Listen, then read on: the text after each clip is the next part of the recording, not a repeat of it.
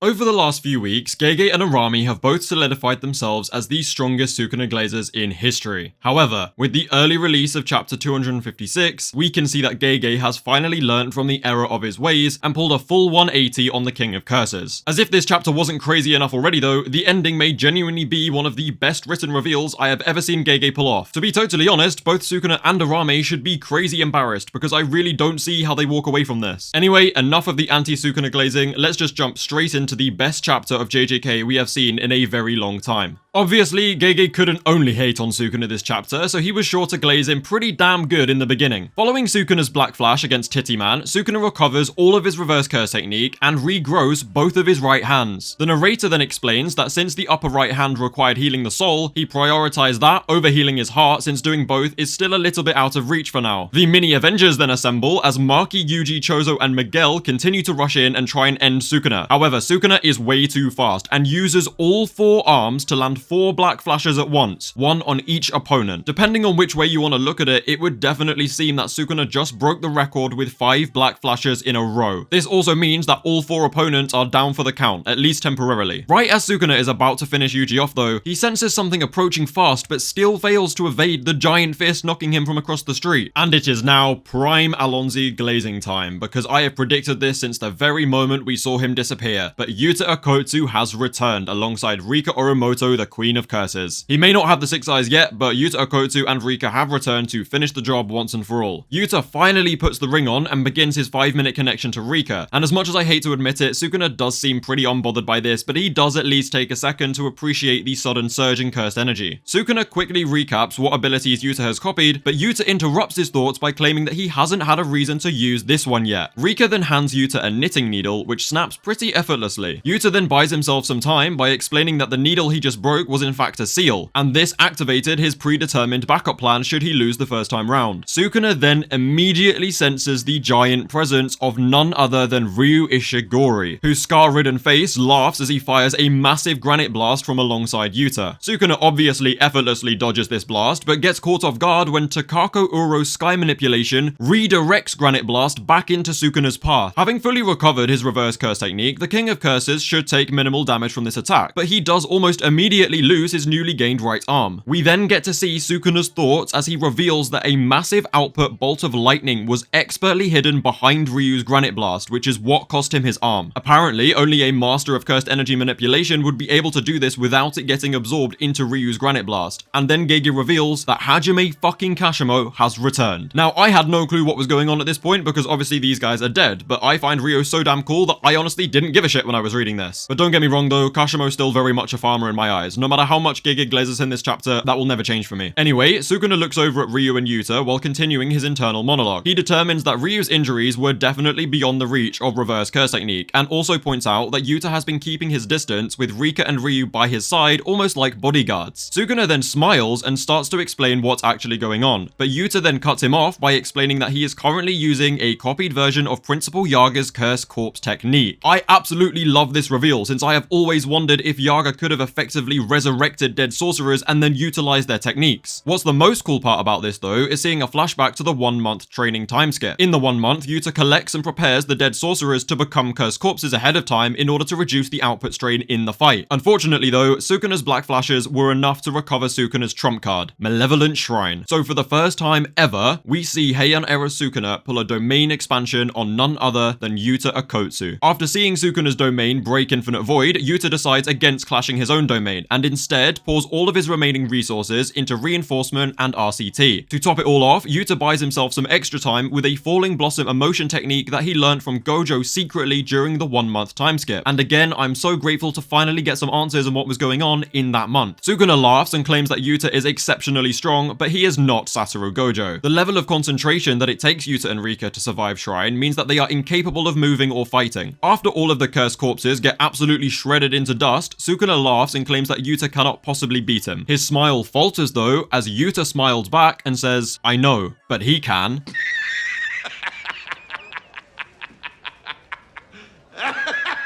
and holy shit, the next panel reveals a cursed corpse of Fumiko Takaba himself effortlessly walking through Malevolent Shrine. Sukuna regains his smirk and performs the world-dividing chant before firing the attack towards Takaba. Takaba then simply mocks Sukuna for doing a cool pose but nothing happening, and it wasn't until now that I realized Takaba literally can't see or feel any of Sukuna's slashes, so all of this must look really strange to him. Sukuna's face then betrays a slight hint of panic, just like it did against Maharaga in Shibuya, and with absolutely no hesitation, Gege hits us with the single panel saying Fuga open. I was so hyped to finally have this reveal that I didn't even care for Yuta safety all that much, and that is saying something because I am probably the biggest Yuta glazer on YouTube. But apparently, Cursed Corpse Takaba had other plans, and he did not allow us to have this reveal, because he straight up said, "Sukuna, the only thing getting opened is them cheeks."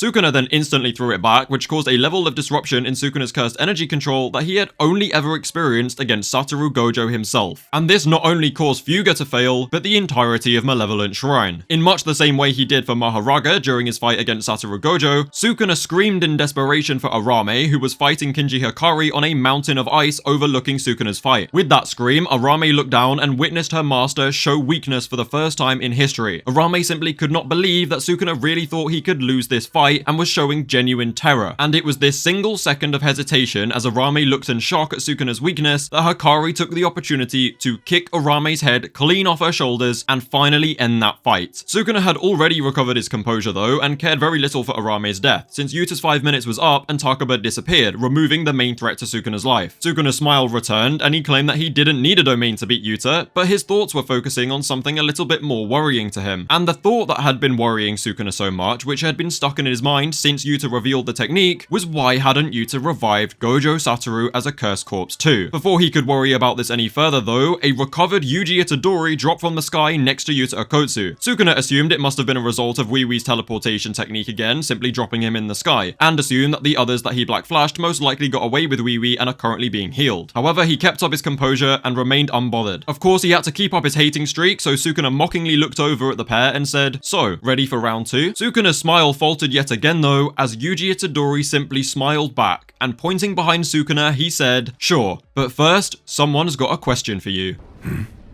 What kind of woman is your type?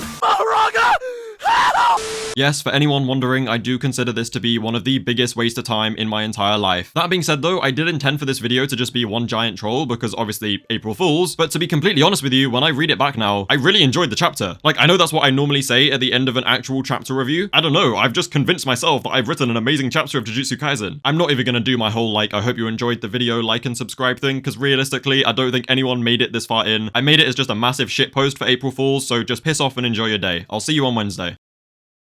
And then Takaba said, "Sukuna, the only thing you're..." Bro, this is so stupid. And then Takaba said, "Sukuna, the only thing you're opening today..." And then Takaba said, "Sukuna, the only thing you're opening today is..." I'm just gonna get an AI voice to do it.